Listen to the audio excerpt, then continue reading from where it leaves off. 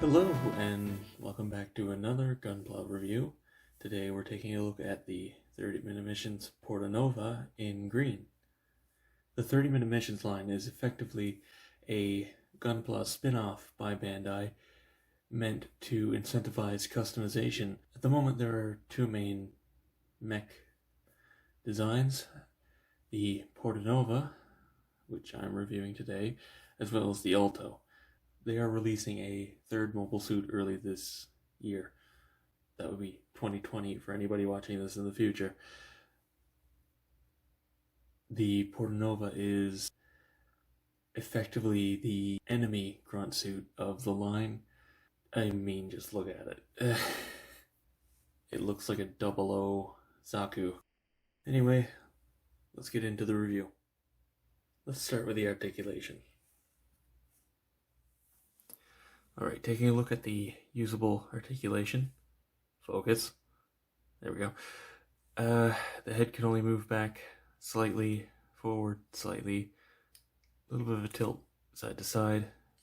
Can rotate 360. There is a second joint in the neck, but yeah, that's not a lot of movement there. For the shoulders, there is a polycap that allows the shoulder to hinge forward, though not by much. It's attached on by a ball joint, which of course allows full movement.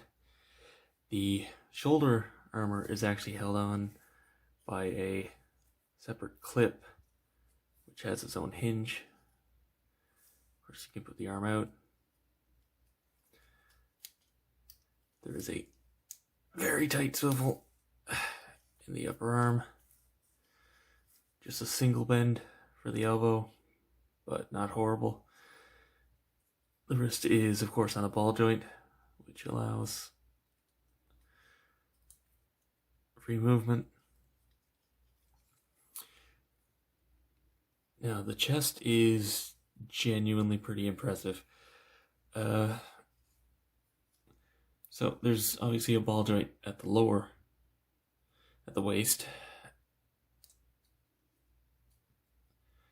But inside the chest, there's a ball joint that points forward, which allows an insane, let's get the arm out of the way, bend forward, a little bit backwards. But the side to side is pretty crazy. So you can even get a bit of bend in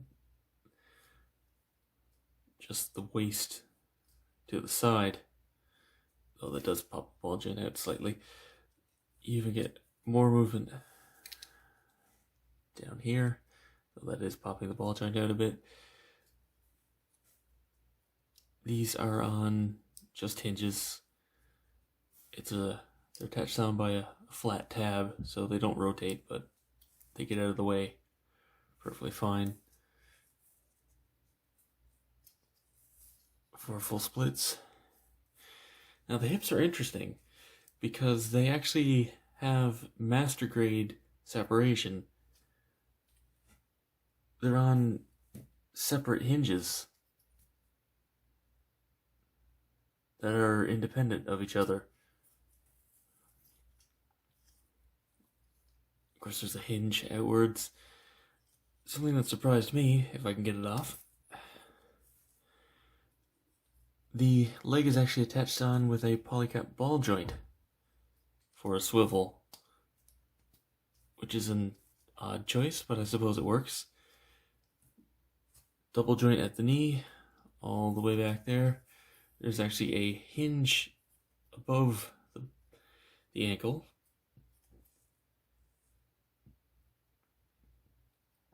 Which allows for a really good rock side to side.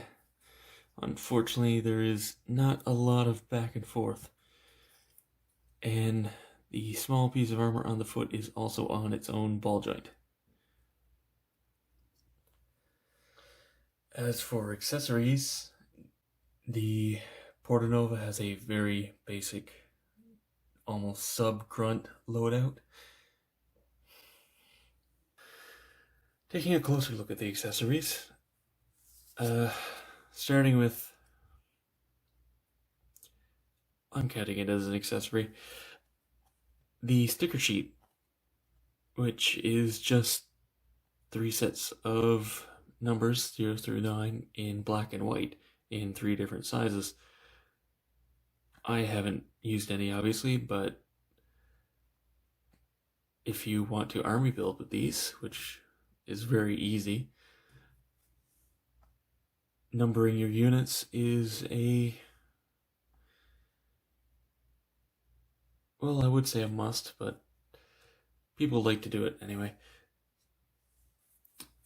Moving on, you get what is quite obviously a handle for the weapon accessory kits. Not much to say about it, just 3 pieces of plastic. Fits into the hand. As is, it's just kind of a knuckle duster, but it doesn't really like to stay in the hand that well anyway. It doesn't like to fit very tightly, it's just a round peg in a square hole, but it is included in the kit. Moving on to the, I don't really want to call it a beam rifle, but beam rifle. One of the nicer accessories. Probably the nicest, honestly.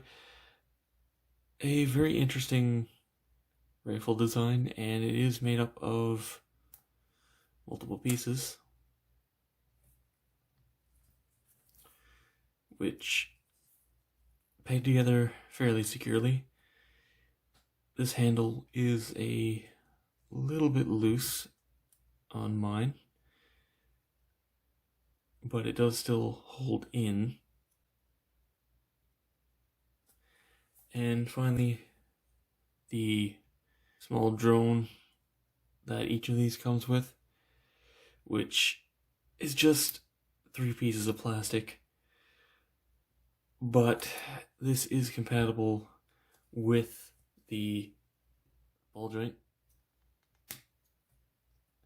so you do technically get 2 heads in the kit.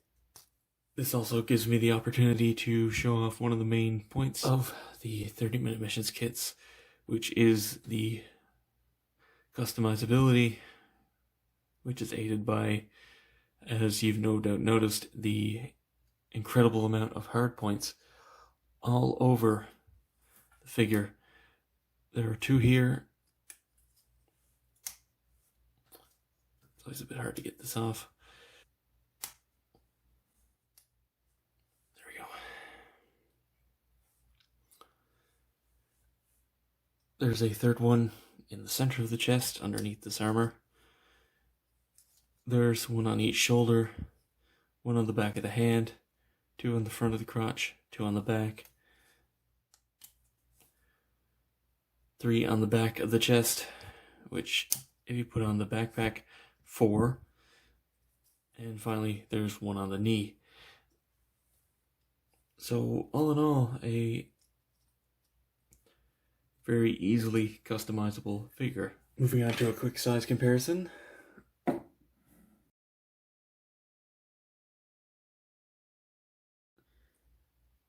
The Portanova is a fairly short mobile suit, coming in at about a head shorter than the RX-78 Granddaddy Gundam. These are fairly small kits. To wrap things up and to sort of give my opinions on the 30-minute missions line as a whole,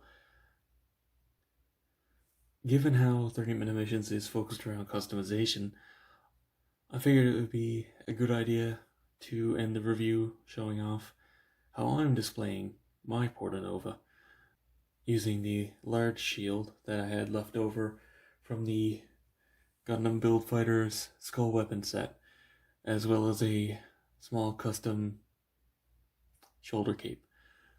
I like it. It's fairly solid, it's not too expensive. It's a good army builder. And it's nice to finally see something that's not just Gundam. It really has its own sort of identity to it, which is nice. It allows the creatives at Bandai to do something different for once. I would definitely recommend this kit. Anyway, until next time, happy building.